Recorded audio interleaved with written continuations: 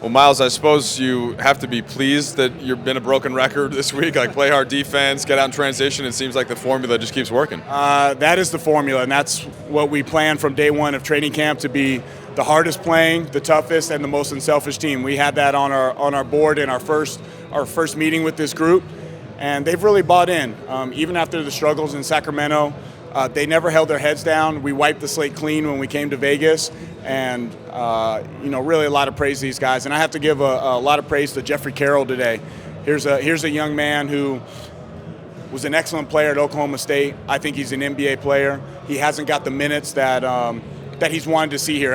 He hasn't played at all until today. And I called his number, and he did exactly what we wanted. He played hard. He didn't miss a beat. He was aggressive on the offensive end. He was locked in on defense.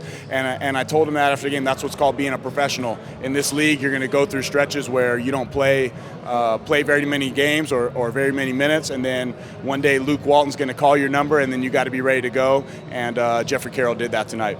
The effort's been there all week, as you just said, but jumped on him early. Did you think maybe a little bit of an extra boost just seeing LeBron sitting there courtside? I can't say for that.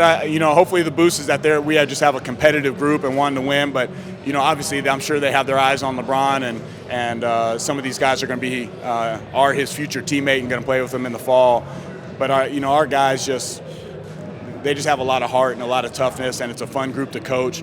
And one of the things I was worried about is that we had over 48 hours off. And sometimes it's hard when you have the layoff. They talk about in the playoffs, those teams that are resting their starters.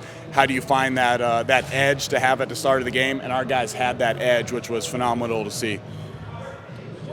Speed today, he had, I think, a team high 19, and he scored, not just shooting the ball, but he got to the hoop as well. Svi's just so smooth with his game, and he's kind of like a quiet assassin out there. He really doesn't say much, just goes about his business. He cuts hard. He can handle the ball. He did a great job of attacking the rim because teams have to play up on him because he can shoot the three, but he gives you a nice crossover or hesitation. And with his size and his touch around the basket, he's really had a great 2 weeks. What does it tell you about Josh that initially we had heard he's only going to play a little bit in Summer League, and he obviously has been pushing to actually keep playing. What does it say about him that he wants to? It says to me that he's a champion and a winner and one of the most competitive guys that I've been around. And he's a guy you want in your organization for a long time because of those values and those traits, not just the basketball skills, but he's a guy that he's going to make others better because he pushes you to another level of wanting to compete or having to compete. That was the original plan, though, right? Like he would only play a little bit.